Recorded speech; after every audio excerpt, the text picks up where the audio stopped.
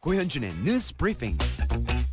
Why so serious? Me, me, me, me, me, me, me, me, me, me, only me, me, me, me, me, me, me, me, me, me, me, me, sexy me. Why so serious? 본격적인 뉴스 브리핑 전에 만납니다. 뉴스 전 빅커뮤니케이션 전민기 팀장 오셨습니다. 안녕하십니까? 네, 반갑습니다. 전민기입니다. 굿모닝 권유브. 깜짝아. 벌써 금요일이고 1월도 일주일 남았네요. 너무 빠르고 지나가는 시간 아쉽습니다. 불금 보내요라고 0932 끝번호 쓰시는 분이 보내주셨습니다. 진짜 1월도 얼마 안 남았어요. 다음 주가 이제 설 연휴 시작이더라고요. 그렇습니다. 예. 시간 잘 갑니다. 0194 끝번호 쓰시는 분은 새벽 이 아침을 여는 모든 배달하는 분들 힘차게 오늘도 달려보아요라고 문자 메시지 보내주셨네요. 그 배달하시는 분들이 진짜 이 아침을 열어주시는 분들이잖아요. 맞아요. 예. 뭐 최근에는 뭐 24시간 계속 배달이 진행이 되고 있다고 봐도 무관할 것 같아요. 네. 뭐 로켓 배송이니 맞아요. 또 새벽 배송이니 뭐 많더라고요. 네. 안전하게 다니시고 여러분 덕분에 저희가 편하게 지내고 있다는 사실 또 감사의 인사도 드립니다. 고맙습니다. 자, 헤드라인부터 살펴보겠습니다. 네, 첫 번째로는 단독주택 공시가격 발표 소식이 있고요. 거기에 혼돈의 베네수엘라 관련 사진과 소식 전해드리고 양승태 전 대법원장 구속 관련 헤드라인 끝으로 전하겠습니다. 자, 먼저 국토교통부가 단독주택에 대해서 공시가격을 발표했습니다. 이 네. 관련 소식들 보겠습니다. 전국에 22만 가구의 그 단독주택들이 있는데 표준 단독주택 공시가격이 지난해와 비교해서 전국 평균 9.13% 오릅니다. 서울이 17.5%로 가장 많이 올랐고요. 그래서 이게 얼마나 많이 올랐는지 좀 비교해 드리면 보통 매년 한 4에서 7% 정도 올렸었습니다. 이 정부의 공시가격 현실화 정책에 따라서 역대 최고 상승률을 기록을 한 것이고요. 일단 고가주택 위주로 상승폭을 순차적으로 올렸고 중저가 집은 속도 조절을 한다라고 밝혔습니다. 지금 보유세 부담이 크게 늘어난 뭐 예를 들어서 서울 강남권이나 용산 이런 곳들 마포를 중심으로 해서 뭐 반발이 지금 커지고 있는 상황입니다. 아파트 공시가격 같은 경우는 4월 이후에 공개가 된다고 합니다. 관련 헤드라인 살펴보죠. 중앙일보입니다. 강남 용산 고가주택 값 안 올라도 보유세 폭탄. 동아일보 공시가 역대 최대 인상 고가주택 보유세 껑충이라는 헤드라인 뽑았습니다. 항상 부동산 관련된 정책이 발표될 때마다 그러면 나에게는 어떤 영향이 있을까 궁금한 분들 많으실 텐데 잠시 뒤에 이명선 기자와 함께 좀 꼼꼼하게 짚어드리겠습니다. 네. 자, 그리고 베네수엘라 이게 무슨 일인지 모르겠는데 대통령이 2명이에요? 맞습니다. 신문마다 사진이 다 실렸네요. 네, 지금 카르카스 마두로 대통령 퇴진을 요구하는 대규모 반정부 시위가 지금 베네수엘라 곳곳에서 열리고 있는데 여기에 이제 수장 그러니까 시위를 이끌고 있는 사람이 35살의 후안 과이도 국회의장입니다. 네. 근데 이 사람을 트럼프 대통령이 임시 대통령으로 인정하는 성명을 어제 발표를 했어요. 그래서 캐나다와 브라질도 뜻을 같이 했고 반면 러시아하고 멕시코는 현 대통령이 마두로를 지지하고 있습니다. 이러다 보니까 이제 대통령이 2명이 된 상황이고 경제가 뭐 사실상 완전히 무너져서 국민적 비극을 겪고 있는 베네수엘라가 지금 더 큰 혼돈에 빠진 상황입니다. 뭐 매체나 인터넷에서 이 사진들 보실 수 있을 텐데 네. 뭐 이름들이 우리하고는 좀 다르기 때문에 어색하잖아요. 네. 코수염 난 사람이 지금 현재 대통령이고요. 맞아요. 좀 코수염 없고 젊은 사람이 국회의장인데 트럼프가 이 사람을 대통령으로 인정한다. 맞습니다. 라는 얘기를 했다는 겁니다. 그러니까 헤드라인 볼까요? 예, 조선일보는 대통령이 2명 혼돈의 베네수엘라, 한국일보는 마두로 대통령 물러나라 베네수엘라 뒤덮었다 이렇게 뽑았습니다. 자, 그 외에 또 많은 신문들이 양승태 전 대법원장의 구속 관련 보도가 실려 있습니다. 네, 경향신문은 사법수장의 몰락이라고 제목을 실었고요. 한겨레는 죄와 벌, 사법부의 세기를 묻다라고 뽑았습니다. 양승태 전 대법원장이 구속 수감됐고 지금 서울구치소 1.9평 독방에 수감됐는데 어제 첫날 뭐 잠을 3시간밖에 자지 못했다는 소식도 아까 전해지더라고요. 네. 그러니까 법관들의 꿈의 자리인 대법관과 대법원장을 지낸 초엘리트 법관이 헌정사상 최초로 구속되면서 몰락한 순간이다. 이 신문사들은 이렇게 표현했고요. 김명수 현 대법원장도 참담하고 부끄럽다면서 국민 앞에 머리를 숙였죠. 이 법조계에서는 사법개혁 첫걸음의 날이라고 평가를 했고 사법개혁이 앞으로의 또 과제로 남게 됐습니다. 좀 부끄럽지만 역사적인 날로 기록이 되겠습니다. 네. 한겨레에는 또 이 일러스트를 실었군요. 사진 네. 대신. 네.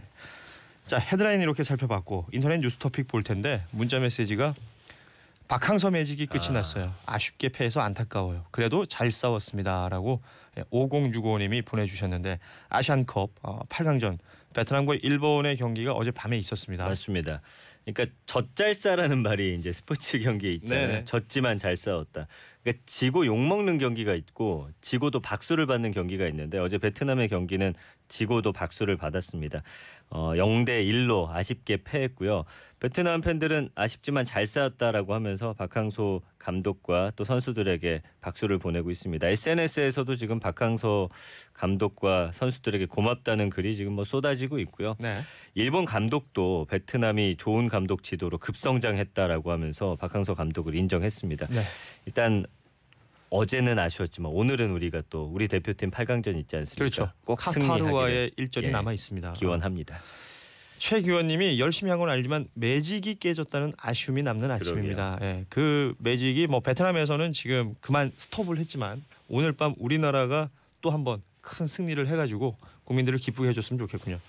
자, 두 번째 토픽 보는데 손석희라는 이름이 어제 밤부터 급격히 검색어에 오르면서 네. 많은 분들이 관심을 가지고 있고요. 5919 끝번호 쓰시는 분도 어제부터 실시간 검색어에 손석희 JTBC 앵커가 검색 순위에 오르고 있는데 무슨 일이 있었나요? 라고 네. 해주셨어요. 제가 이제 전해드리겠습니다. JTBC 손석희 사장이 폭행 논란에 휩싸였습니다. 그러니까 손석희 앵커는 협박을 받았다라고 주장하고 있고 이 맞았다는 프리랜서 기자 김 씨는 폭행을 당했다 이렇게 주장하는 상황이고요. 손 사장 측은 방송사를 그만둔 김 씨가 오랫동안 자신에게 정규직에 준하는 조건으로 취업 청탁을 해왔다고 밝혔습니다. 2017년 4월에 주차장에서 후진하다 접촉사고를 냈는데 이걸 알아채지 못하고 자리를 떠났고 이후에 김 씨가 이 사건 듣고 찾아와서 취업 청탁과 돈까지 요구했다라는 게 이제 손 사장 측 입장이고요.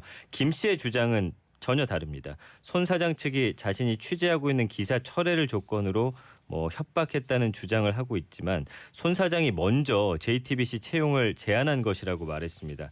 폭행이 있었다는 당시 식당에서의 녹취록도 나왔고 지금 뭐 두 사람이 주고받은 텔레그램도 공개가 돼서 인터넷에 떠돌고 있는데 글쎄요, 누구의 말이 진실인지는 뭐 시간이 좀 지나야 알 것 같습니다. 어제 그 뉴스룸에서 방송 시작하면서 네. 할 말은 많지만 어떤 사법부의 이 결과를 기다리겠다.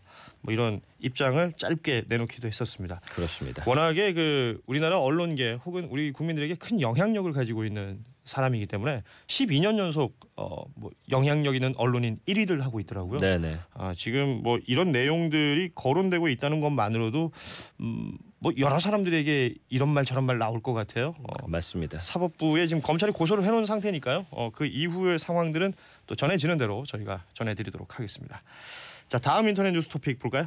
청테이프 납치인데요. 와, 정말 아찔한 사고가 있었습니다. 술 취한 여성 승객을 청테이프로 묶어가지고 이 납치한 택시 기사가 경찰에 붙잡혔습니다. 40대 택시 기사인데 지난 11일 새벽 서울 홍대 앞에서 술에 취한 20살 여성 승객을 태운 다음에 승객이 깜빡 잠이 들었어요. 그러니까 선유도 공원으로 데려가서 흉기로 위협한 혐의를 받고 있습니다. 미리 준비한 청테이프로 이 피해자의 두 손을 묶었는데 피해자가 구토할 것 같다면서 손을 풀어달라고 요구했고 이 손을 풀어주는 사이에 이 손을 뿌리치고 달아나서 정말 가까스로 몸을 피했습니다.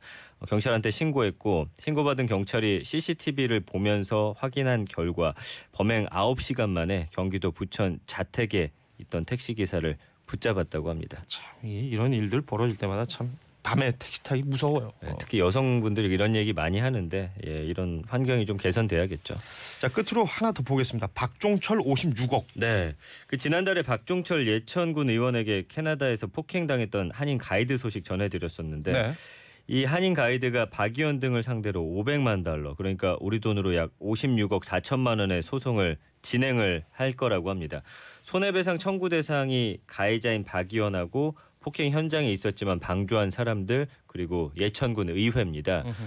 지금 미국 현지 로펌이 변호를 맡았는데 박 의원이 우발적으로 때린 게 아니라 여러 번 가격했다. 또 그 주변에 있던 사람들도 상황을 보고만 있어서 공범으로 볼 수 있다. 이렇게 주장을 하고 있습니다. 한편 지금 폭행 사건이 발생한 곳이 캐나다잖아요. 그렇죠. 이 피해자는 미국 국적의 한국계 미국인, 또 가해자는 한국 국적자이기 때문에 좀 소송이 굉장히 복잡하고 장기화될 것으로 보입니다. 이 일은 참 오랫동안 이어지는군요. 지금 예천군 의회도 굉장히 혼란스러운 상황이잖아요. 네. 예천 국민들이 얼마나 속이 상하겠습니까? 맞습니다. 지금 뭐 예천군에서 나는 것들 뭐 불매운동 이런 것도 있던데 사실 그분들은 잘못 아 없거든요. 그럼요. 예. 예천군을 미워할 수 있는 상황은 아니죠. 네. 자 김도형님이 양승태 전 대법원장 그 구속 관련해서 구속된 게 사법 치욕이 아니죠. 구속 처벌이 안 된다면 그게 진짜 부끄러운 일입니다. 그러네요. 라고 예. 보내주셨네요. 이게 정의가 실현된다는 지점에서 많은 분들이 비슷한 생각을 가지시는 것 같습니다. 자 오늘 뉴스토픽은 이렇게 마무리하도록 하겠습니다. 주말 잘 보내시고요. 네. 다음 주 월요일에 뵙겠습니다. 주말 잘 지금까지 보내십시오. 빅커뮤니케이션 전민기 팀장이었습니다. 고맙습니다. 고맙습니다.